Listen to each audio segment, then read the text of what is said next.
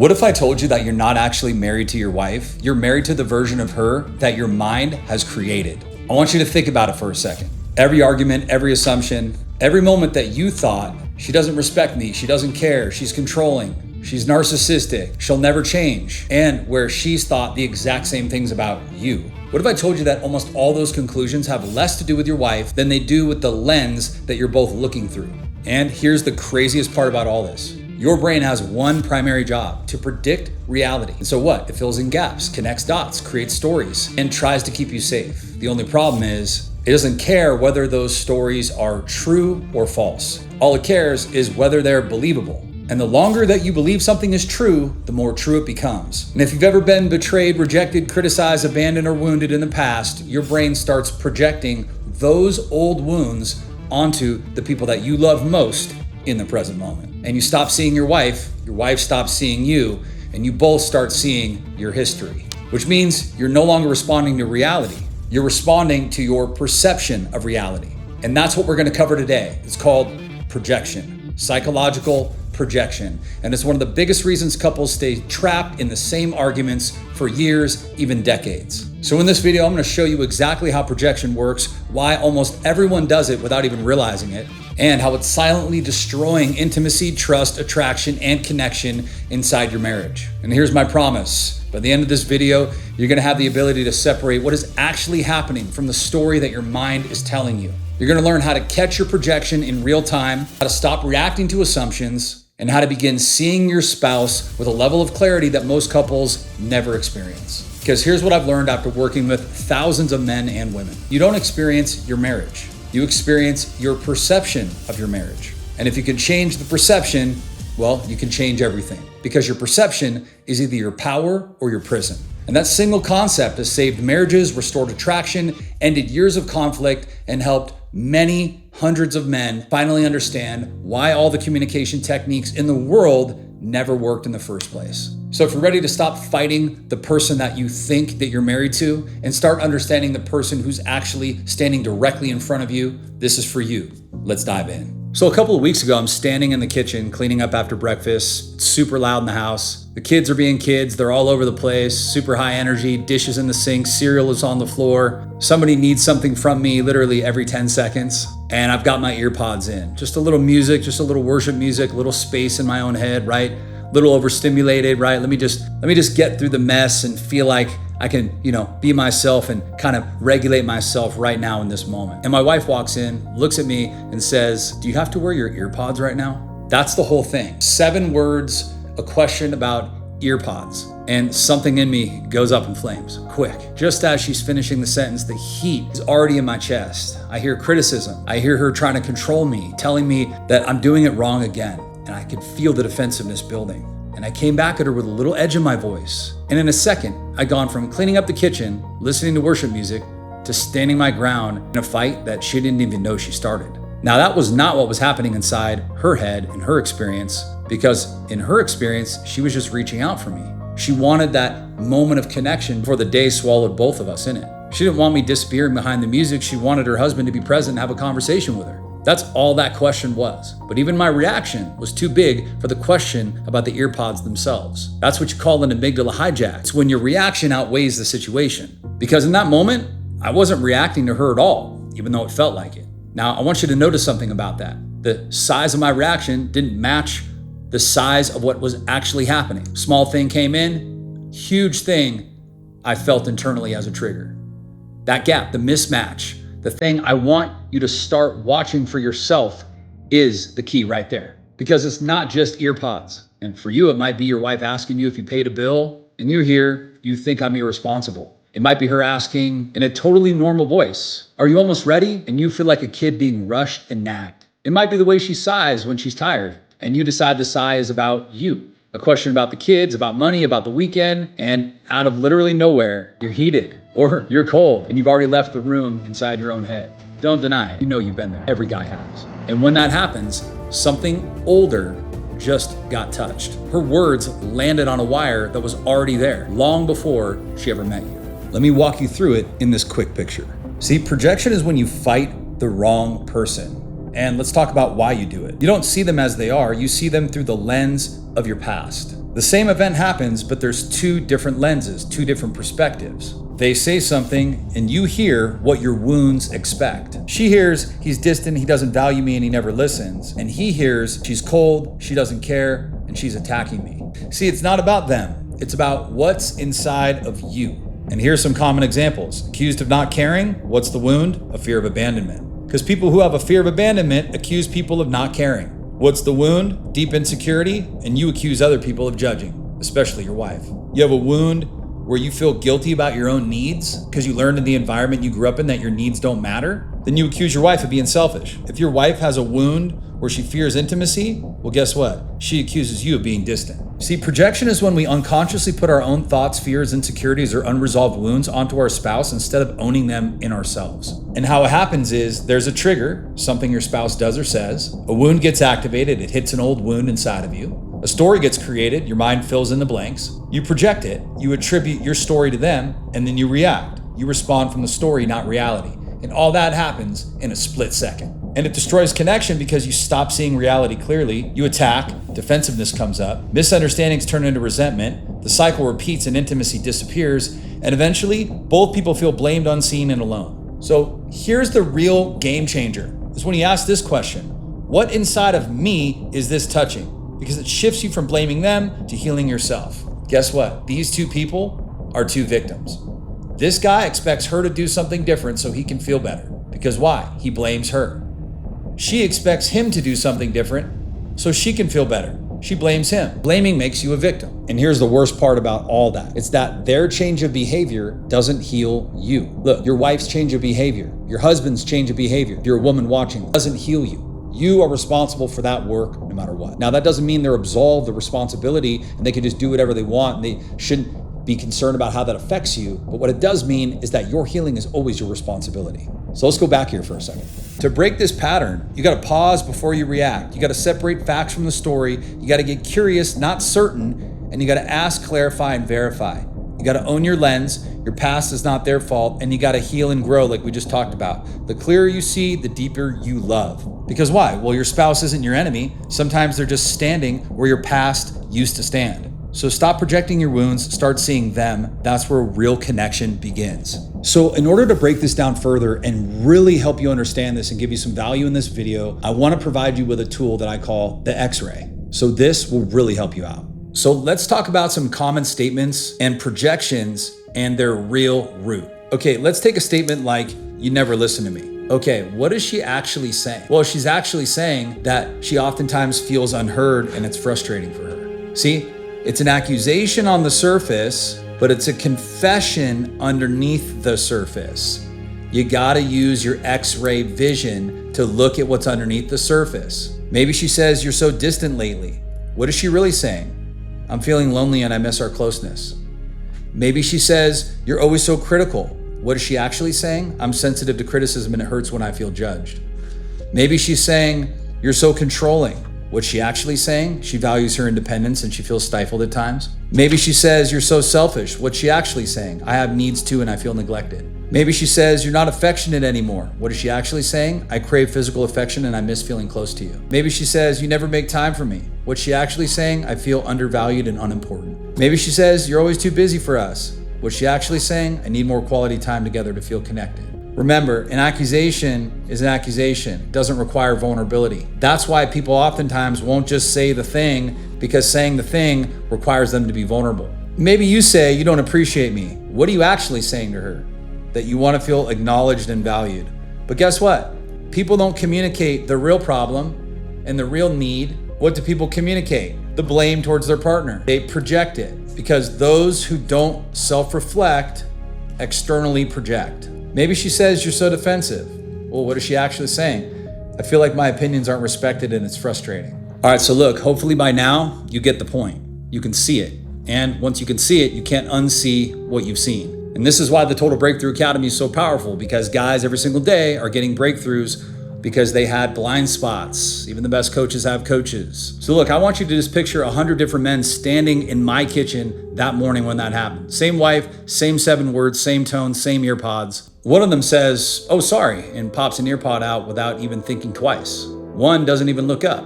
One laughs and says something back. Easy.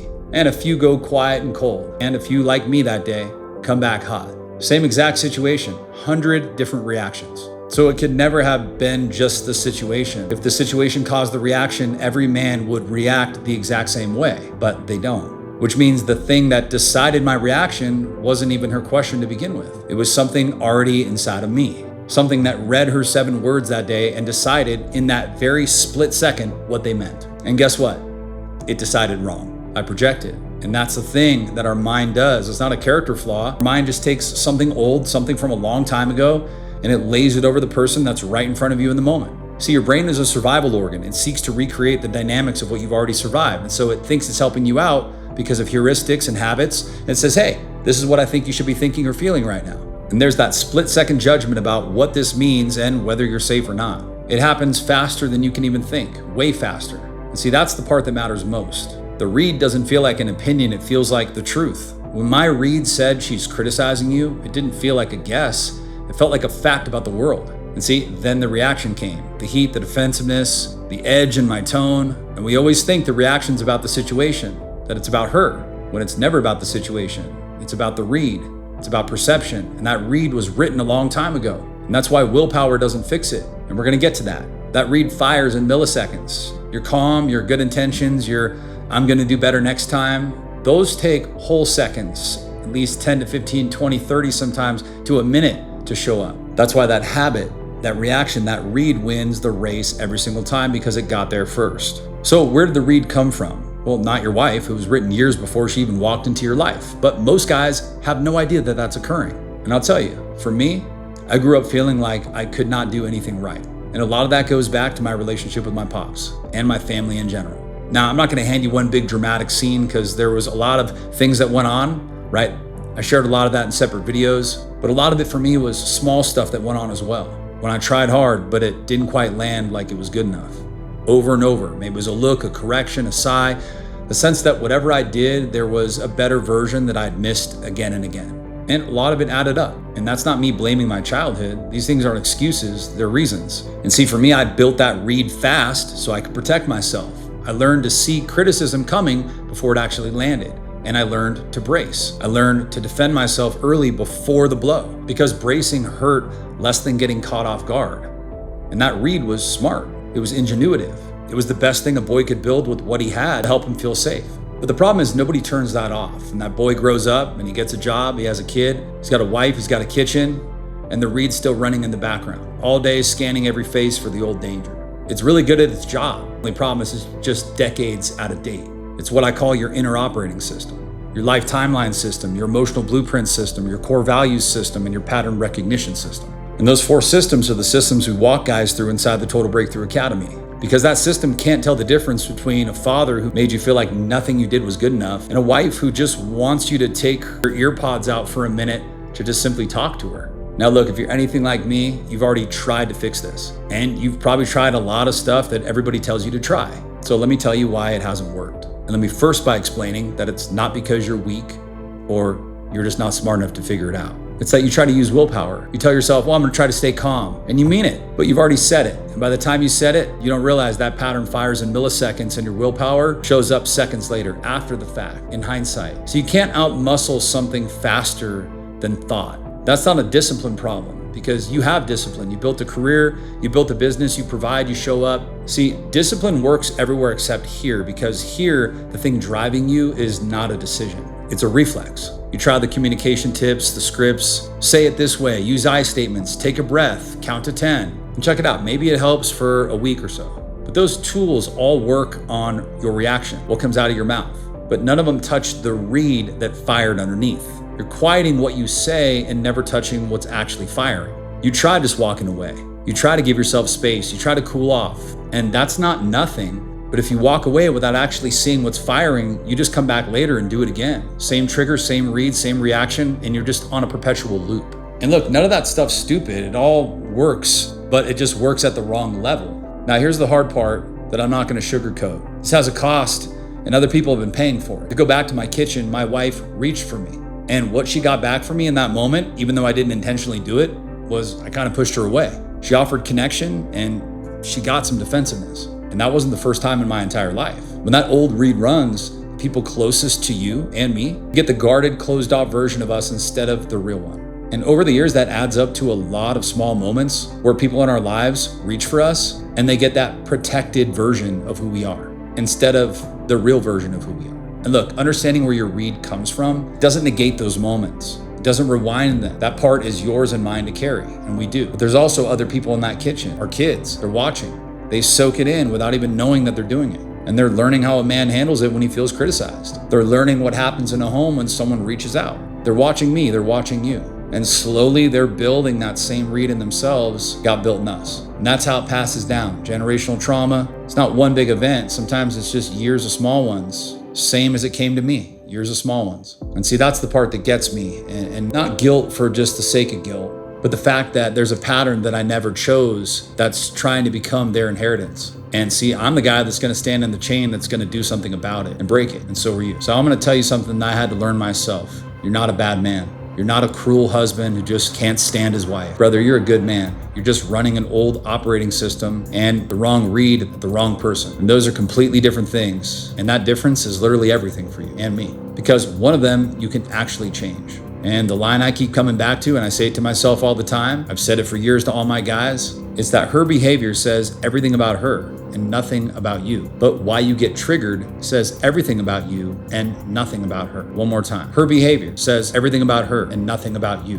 But why you're triggered says everything about you and nothing about her. I want you to sit with that. Her asking about the ear pods, that was about her. She wanted connection. That's her story. My reaction, that edge, that little bit of heat, the defense, that was on me. That was about me. That was my history, my need for space, feeling overstimulated. That was my old read underneath it. That's my story. The mistake that I made that morning was the mistake that I make every single time that it's ever happened. It's that I take my story and I put it in the moment. I make the circumstances the reason. The person standing there where old danger used to stand, and what do I see? A threat. Now look, what do you do about it? Because insight's nice, but you can't outlive insight. You need something for the moment that it's actually happening. So I want you to start here. Start with the truth that you cannot always stop the read from firing. It's too fast. You're not gonna outthink it and think your way in front of something that moves literally in milliseconds. We're not trying to stop the read. It's not about whether or not you're triggered. It's about what you do when you're triggered. You gotta catch it and not let it drive you. See, there is a gap between stimulus and response. It's a small gap, but it's real. That moment right after the heat comes up, right in your chest, before you open your mouth and say something, half a second, maybe even less, that's your moment. See, most of your life, you've spent that half a second feeding the reaction, convinced of the story, not conscious. See, consciousness is just awareness. And when you have awareness or consciousness, you can make choices, and choices allow you to change. So ask yourself this question: who am I actually reacting to right now? What in me is getting antagonized that was already there? That's it. You don't need to discover the exact moment. What you need to understand is the pattern itself, because the pattern a lot of times gets birthed out of moments that appear to be benign, but were actually harmful. And see, look, the moment you can see it, it stops being the only voice that you can hear. It stops being the truth, and it goes back to being what it always was, an old opinion from a long time ago that you don't have to agree with. Don't fight with it, just don't agree with it. Imagine it like a beach ball and you're trying to submerge it under the water and it's fully inflated. It's just gonna keep popping up. So do what? Know the truth alongside of it. You gotta discern lies from truth. That little bit of daylight in that half a second, see, that's the whole game. But see, every time that you catch it, you get a little more of your life back from the read itself. You install a new operating system, but you also need to understand the things I'm gonna break down for you right here. So let's take another look at this visual. So let's talk about the empathy bridge. So you got 4 trauma responses first. What you got to do is locate which one that you typically go to. For me, it's fight. So in conflict, which one do you run to? Do you fight? Do you attack, argue, defend, or blame? Do you raise your voice, get sarcastic, get critical? Do you need to win? Do you flee? Do you escape? Do you avoid? Do you distract? Do you leave? Do you change the subject? Do you go quiet? Do you withdraw? Do you freeze? Do you shut down, numb out? Can you not speak? Do you stare blankly? Do you feel stuck? Do you say, I don't know? Or do you fawn? Do you people please, agree, over accommodate? Do you apologize, comfort her, lose your own needs? See, you can't lead from a reactive state. You got to first get aware. So which one of these 4 things do you do most often? The second step is use the empathy question. Shift from reacting to understanding. Just think to yourself, if I were them and I was saying and doing what they are, what would I secretly be thinking, feeling, or believing about myself? Now, what does this do? It helps you get out of your story and into their world. See, this is a good practice because in the moment, like I said, what was my wife actually saying? Well, she actually just wanted to spend time with me. See, what's important to know is anytime there's marital conflict, you're only thinking about yourself a lot of times. You're not thinking about the other person. You're not empathizing. You're not seeing it from their perspective. And see, that's the law of polarity. See, oftentimes seeing something from someone else's perspective, as difficult as it actually is, honestly allows you to solve the problem in a way that you never could prior, because you're only looking at it from one dimension from your experience subjectively. When you can look at it objectively or from someone else's subjective experience, even if you're just mentalizing or putting yourself in their shoes, it opens up a new doorway to see something that you never saw prior. So when you can see it from their perspective, you can start to identify their inner world. She isn't just reacting to you, she's reacting from her story about herself. What's her common inner beliefs that drive her behavior? Well, guess what? The same ones. I'm not enough, I'm unlovable, I'm a burden, I don't matter, I'm not safe, I can't trust you, I have to earn love, I have to control to feel secure, I always get hurt, no one chooses me. Behavior is communication. The question reveals the message. Do you have to wear your ear pods right now? Do you have to wear your ear pods right now? That was her question. What was she really saying? I want to connect with you and I feel alone. Now look, once you've identified their inner world, then all you do is just go to step 4 and you ask yourself this: what would she need if she felt that way? If I were her, what would I need? So in my situation, if I felt alone or neglected, what would I need? Well, maybe I would need love, or I'd need to be heard. See, is it love? Is it safety? Is it value to be heard? Is it hope? Is it choice? You don't fix her, you meet the need she's trying to get met. Okay, why? Because at the root of every single marital conflict is an unmet need. It's always a needs violation. Somebody has a need that wasn't met, but they're throwing it out an accusation, a projection, because it's easier to do that than it is to identify the need and get vulnerable about it. Now, once you've identified what she needs, offer it with your presence. Presence is how you deliver the need.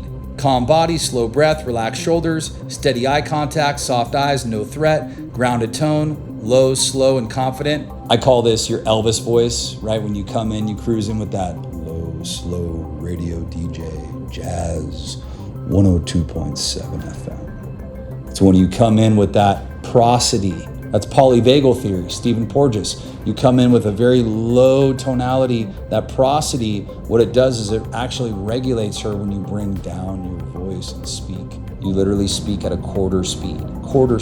Slow it way down, uncomfortably slow. Okay, why? Because in most conflicts, people are talking fast. They're not talking slow. Slow speaking, prosody. You want to think of it like Vito Corleone in The Godfather, okay? Low, slow, Elvis tonality, right? Bring out your inner Elvis. Open posture, chest open, hands visible. Listen first, understand before you respond. That's what leaders do. You don't go in a board meeting and just start talking. Get the team's feedback first. You offer confidence. What's the confidence here? And this is the biggest part. You gotta believe that you can actually help her. How many guys do you know that walk into a conflict and they think that their wife's feelings is bigger than them and bigger than their ability to deal with it? They don't actually, on a subconscious level, believe that they can help their wife. Presence is 90% body language and energy. Your body either makes her feel safe or unsafe. And check it out, this is the empathy bridge. You lead, she feels, and the connection returns. You manage your response, you understand her inner world, you meet her need, she feels safe, seen, and loved, and connection is restored. And guess what? You get something in return. And what is it? Love, reciprocity, the give and take. When marriages become transactional, that's when a marriage gets destroyed. So lastly, what is presence? Presence is your ability to stay calm, grounded, and connected no matter what's happening. It's not about what you say, it's about who you're being. So again, no presence, you're reactive. You're fearful, defensive, angry, triggered, insecure. She feels unsafe, she shuts down or fights. Strong presence, you're leading. Calm, confident, curious, patient, secure. She feels safe, she opens up. Again, the truth here is you can't control her reactions, but you can lead with presence and love. That's how you solve the problem. See, it's never about getting it perfect. It's never about being a man who never gets triggered, because guess what? That man doesn't exist. The goal is the lesson. You catch it one beat sooner than the last time, and when you miss it completely, you just go back, you own it, and you learn from it. But the repair is where the real change lives. So look, later that day, I went and I did the repair. Sat down with my wife. I did more than apologize. I actually worked through it with her on paper. Got to get out paper to work through these bigger issues. You have to put pen to paper. And see, I got to get that honest version that I wasn't going to get in the moment. Not when we're both triggered, right? Not when I had the ear pods in. See, I got triggered because I felt like I had to defend my need for space. And that was on me. It wasn't on her question. And then guess what? I told her the true thing underneath all of it. And I said, look, I was getting overstimulated. Dog was barking, kids were yelling, a lot of noise. I just needed a few minutes with my music so I could reset and I could come back and actually be present with you and the kids. And that's not me leaving you. It's just me getting myself back so I can show up properly. And then she told me, well, that was the time I just wanted to connect with you. And see, that's what makes a marriage work. It's not the guy that never gets triggered. It's a guy who owns when he does get triggered, but he can actually name what he needs out loud like an adult instead of defending it with an attitude. And look, we all fall short, but we got to learn to do this. The needs are always fine. We just have to say it straight instead of letting the old Reed say it for us with a sharp voice. And look, if you're a woman watching this, maybe your husband sent this to you. Maybe you just found it on your own and maybe you're thinking about him right now. And this part is for you. When his reaction is too big for the moment, when you ask a normal question, just like my wife did, and you get back something that just seems way out of proportion, 9 times out of 10, it's not a verdict on you. You just reached out and you hit an old reed that got built long before you ever showed up. And look, I know how it feels from your side. It feels personal. It feels like he doesn't care or like you can't say the right thing. But the size of what comes back at you was set a long time ago by someone who was not you. And I get it doesn't make being the collateral damage any better, but remember, it doesn't make it your job to fix it. It's not your job to carry it, and it's not his to do it either with your stuff. All this has a source, and the source goes back further than both of you and this marriage. You guys aren't crazy. You're not too much for wanting to be seen and have your needs met. So I want to leave you with this one thing to try after everything I provided you here. Just one thing. Next time it goes big over something totally small, before you say the thing that you're about to say, take just half a second and look at her face. Just really look at it and ask yourself this quietly. Who am I actually reacting to right now? Maybe it's her. Sometimes it is. But a lot of the time, if you're honest with yourself, you'll find that the person that you're really reacting to isn't even in the room and they haven't been in the room for years. And guess what? The moment you see that, you get to do something that you couldn't do a second before. You get to stay. You get to answer the woman who's actually standing right there in that moment. And you get to also see what happens when you do. So I hope this video was helpful for you. Go back and watch it again if you need to. Don't forget to like and subscribe. Send this to somebody that you think it might help. And if you need help, you know all the links are in the bio. You can get on a free call with us at any time. Grab some of our free resources. And I hope this video found you well. See you in the next video. Love and respect.